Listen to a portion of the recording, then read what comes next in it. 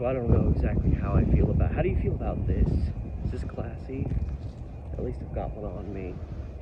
I'm gonna wait to put it on until I absolutely have to because it's very hot today, and I got this scruff. I sunscreened up, but just when all said and done, it's a very warm day, and I don't want to have anything covering any part of my face unless I absolutely have to. So that said, it's June 21st, 2021, and it's a new day. It's a very hot day, and a new video. Before we get to that, remember, as always, like, share, subscribe, hit up my Patreon. I'm always posting new stuff there in the form of various types of content, and I'm trying to post multiple times a week. I think I posted 3 times. Well, not this week, but as I'm recording this. So I'm trying to post as often as I can. It's a bunch of extra content you cannot see unless you join my Patreon today. The link to that is in the description with this video, as well as the links to my Instagram, Facebook, TikTok, and Reddit pages. So all that said, let's get to today's video, taking us back to 1917.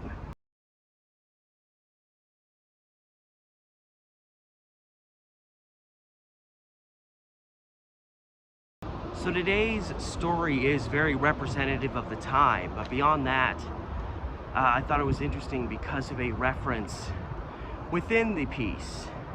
You know, like you'll find articles or stories or what have you, and they'll reference someone, but it was like before they were well known. Now this person was only well known locally. This isn't like some movie star. Humphrey Bogart isn't getting referenced in this old article or anything, but this individual who became more prominent in Portland was, you know, passively referenced in this article like he was just another guy. And as was, I'm sure, probably a fairly common thing, this article was discussing, you know, certain types of people that were actually getting rejected for service to go fight during World War I, because it's 1917, so we're still in the thick of World War I. And in particular, there were the individuals referenced in this piece were local boxers. So you think these guys are boxers? They're good. They're going to be great to serve in our war effort. They got to be in good shape. They're strong. They like being active. They like kicking ass. And the article referenced how 3 out of 4 local boxers that came up to you know, register and become part of our military, part of the war effort, 3 out of 4 of them were rejected. Now, I don't know if it was a permanent, like just like you're just not going, man. But only one, a guy named Leo Cross, was openly accepted. He had all the right stuff. He passed his physical with flying colors. But there were 2 other guys referenced who got rejected because they forgot to bring their registration cards with them when they went to officially register to fight. So, I don't know. However, those guys could have gone back, gotten their cards, and come back, and probably been accepted at that point. You know, all they had to do was pass their physical and all that.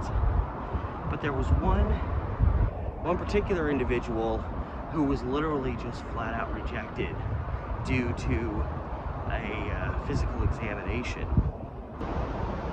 And this individual was named Augustine Christopher Artis. If I'm pronouncing the last name accurately, I think I am. And he went in and he had an initial examination done and he was accepted, he was cleared. They then did a follow-up examination wherein they pretty much had him, it says top speed running, so I'm like, did they just have someone sprint as long as they could?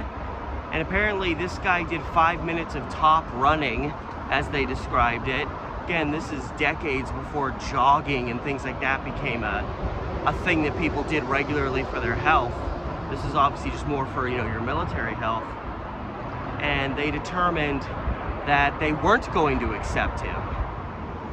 And the reason given for why Mr. Artis was rejected was after this string of running, it was determined that he had a weak heart. They don't give any details as to how they came to that, determination. They just said that he had a weak heart.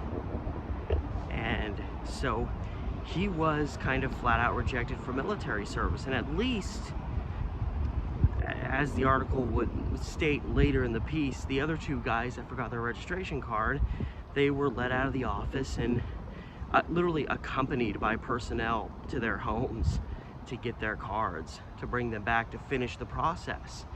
And, you know, they got laughed at by some of their, you know, friends for that, but they did that, they finished the process and passed. And this Leo Cross guy, again, these are, you know, boxers and stuff, and the newspaper jokingly said, like, you know, they were happy to have this Leo Cross guy because in case like a military ambulance broke down, he'd be able to like pick it up by the bumper and drag it the rest of the way.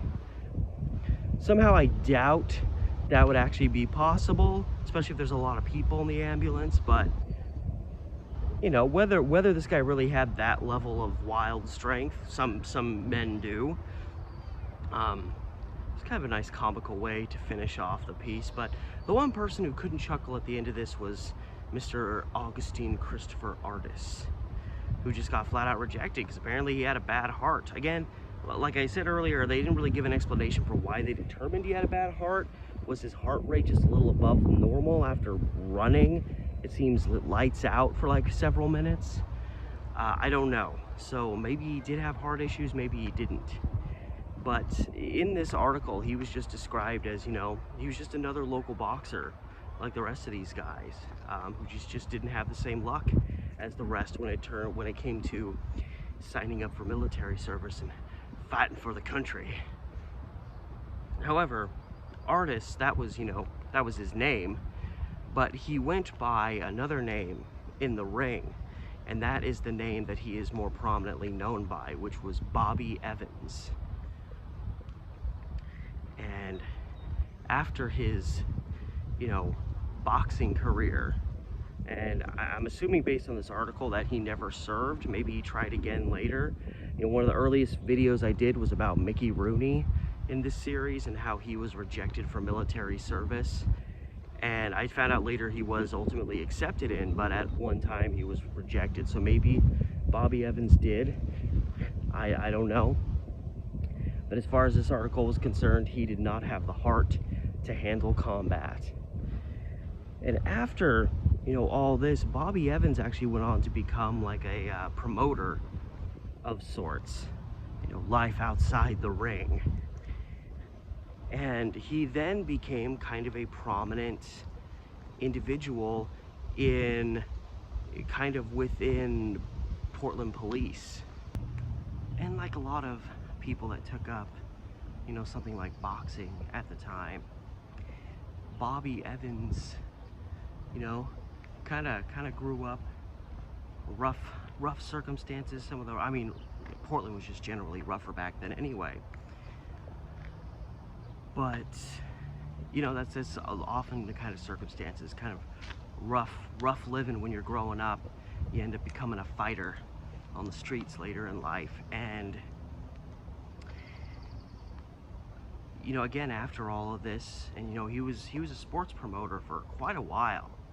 But once he started getting into like his early 30s, and, you know, it gets harder and harder to keep fighting. And he ended up working under the tutelage, if you will, of Portland's mayor, George Baker, who was the mayor from I want to say 1917 until the early 1930s. And, you know, how else do I describe Mr. Evans other than, you know, he was one of those guys that would orchestrate or, you know, take care of some of the dirty work that the mayor and or the Portland police wanted done. If someone was making trouble, Bobby Evans would, you know, take care of it. He was, you know, kind of regarded as a, you know, kind of a mobster thug type. You know, he had his boys. If there was something that needed to get done, he'd say, hey guys, hey mugs, we got this problem and we need to handle it, so I'm sending you out to take care of it. So this guy actually achieved a fairly decent level of notorious criminal stature. A little later in life, after his boxing career was kind of fizzling and fading away, and in addition to doing, you know, sports promotion and boxing promotion stuff. And I reference him briefly in my film, The Woman in the Water, about this 1946 unsolved case of a woman whose body was all cut up and distributed in various parts around the Willamette River south of Portland. And I, as well as others, have theorized that this woman whose body was found, who her identity's never been fully determined, may have been a woman named Anna Schrader, who had it in with the Portland police primarily because she was having an affair with one of their officers. And she was actually working for the police during most of the 1920s when the affair came to light, and the police pretty much cast her aside like an old slab of meat. And you know, she started raising a lot of hell after that happened, and it's one of the at least partial motives that people think why maybe she was this victim. Because she threatened to name names, name events. She claimed to have a little book full of information that the police didn't want to come to light. And as should come as no surprise to anybody, because she was making these threats, the police were harassing her in return. Her home had been shot at, I believe, on multiple, get your van looked at least multiple occasions. And her, you know, every time she'd drive somewhere and park her car, she'd come back and there'd be a ticket on her windshield. They would ticket her all the time. You know, these various forms of harassment without actually, I guess, I was gonna say without trying to kill someone, but if someone was taking shots at her, I guess that doesn't really apply. And there was a particular event. See, she was mixed up in the efforts to recall Mayor George Baker in 1932. She was avidly in favor of it because George Baker was just another part of that hierarchy that had kind of, you know, again, cast her to the wolves. And so she was more than ready to get involved in that. And she was kind of a prominent figure in that because when her affair broke with this guy named William Bruning, who was an officer there, you know, it was a big scandal. So, you know, I mean, it's a scandal, but it still brought attention to her. And of course, Bobby Evans was working for the mayor, so he was on the other side of things. And there was a particular event where there was a gathering happening in relation to this recall, and a couple of women ran up to Anna Schrader and started like kicking her in the shins and like attacking her. And it was later found out that these women were associates of Bobby Evans. So, you know, there's one example of, you know, something needs to be taken care of. Bobby Evans sends some people out to actually take care of it.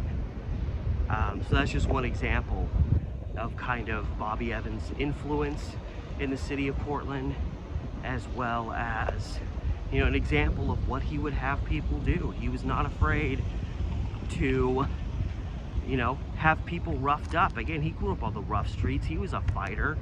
You know, most of what this guy probably knew growing up was, you know, you gotta fight people to deal with them sometimes. Okay, I think I'm safe. Sorry, I paused for a moment. And then I had to stop, then I had to quit, and now I'm coming back to finish this video. Ooh, cold fries. And then right when I went to finally finish it, the clouds got ominous and this just rain deluge came down for about 10 minutes, and I just had to hunker under some trees.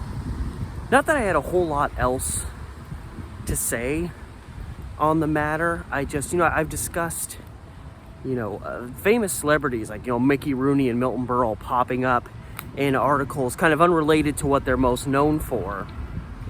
So, you know, vastly known celebrities, internationally known celebrities from the past.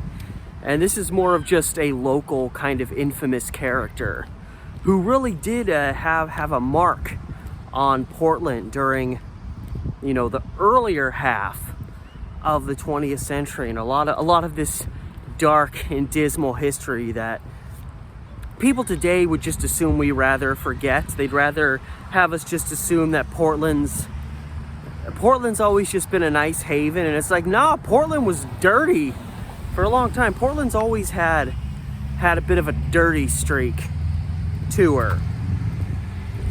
And it was just interesting to find an article in relation to a guy that, you know, at the time, like, he was known, Bobby Evans was known for being a boxer, but he hadn't achieved the infamy that he would later be known for, historically speaking. Being that guy that, you know, when the higher-ups in the city need someone to lean on and say, hey, take care of this. It might get a little messy, but just go deal with it. Bobby Evans would go deal with it. The old glory days of Portland. I actually want to do a lot more content delving into elements of that time in Portland. I think that would be a lot of fun. But today, you just get a little piece. And that is this little article from World War I era, briefly referencing Bobby Evans, who was the only one of the bunch that literally failed his physical to be accepted for military service. I don't know if he maybe made it in later on, because I know sometimes you can fail tests back then and still get in eventually, but for that moment in time, he failed. So I thought that was an interesting little piece of history. And that's really it. Oh man, the sun, now the sun's poking back out, and the sun that pokes out right after it rains is just like a laser in your face. So anyway, it's probably as good of a time now as any to say goodbye, because I can't even make direct eye contact with you now. Ooh, here's a building. Okay. I feel like this is only going to work for a second. But anyway, I'd like to thank you so much for stopping by, taking in today's video, this day in history. If you want to help my darling little channel grow, remember to like, share, and subscribe. Hit up my Patreon if you want to help me out that way. I'm trying to post there multiple times a week. A bunch of extra stuff that you can only see if you become a Patreon supporter today or tomorrow, as long as you do it. The link to that is in the description. Again, with this video, I don't know why I chose to finish this right next to the mall where there's all this traffic, but you should know the gimmick by now. It's in there with my Instagram, Facebook, TikTok, and my Reddit subreddit. And all that said, it's been Steve the Amateur Historian, and I'll see you tomorrow.